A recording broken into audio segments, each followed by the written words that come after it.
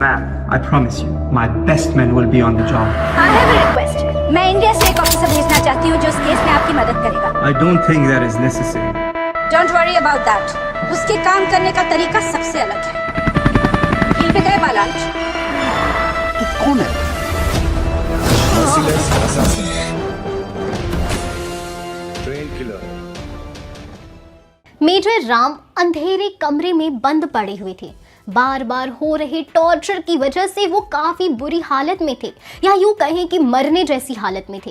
लेकिन उनके दिल में अभी भी देशभक्ति कायम थी और वो एक भारतीय जवान थे जिनके लिए उनका देश सबसे आगे है और वो इस तरह से हार नहीं मान सकते थे. और इसलिए वो उन आतंकियों के जाल से बाहर निकलने के लिए एक प्लान बनाते हैं. वैसे तो मेजर को दिन कौन सा है या बाहर क्या सीजन चल रही है ये पता नहीं था, लेकिन इतने दिन इस अंधेरे कमरे में रहने के बाद उन्हें एक बात तो पता चल ही गई थी कि सुबह को जब उन्हें नाश्ता देने के लिए वो गुंडे आते हैं उसके ठीक 5 घंटे के बाद फिर से खाना दिया जाता है. इसलिए वो सोचते हैं कि अगर वो इन 5 घंटों में इस कुर्सी से अपनी रस्सी को काट दे तो वो उन गुंडों का सामना कर पाएंगे और फिर किसी तरह से वो इस जगह से बाहर जाने का रास्ता निकाल ही लेंगे.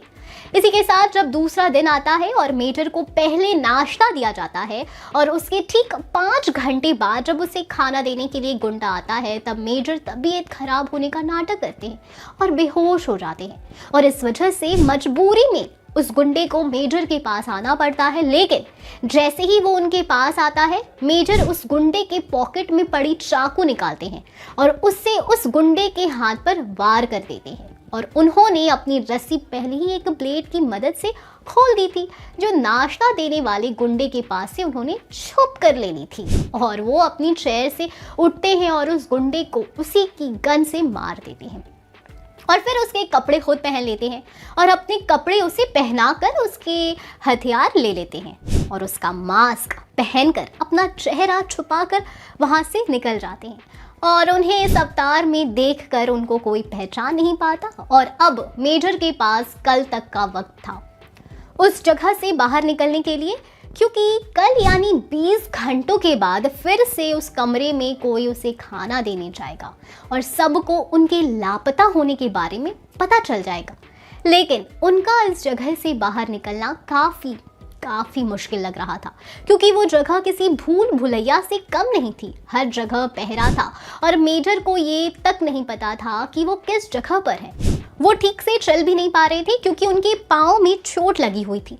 वो सोच ही रहे थे कि उन्हें किस तरफ जाना चाहिए. तभी पीछे से एक आदमी आता है जो मेजर को शक की नज़र से देखता है. तो क्या मेजर निकल पाएंगे उस जगह से, ये जानने के लिए बने रहे हमारे साथ.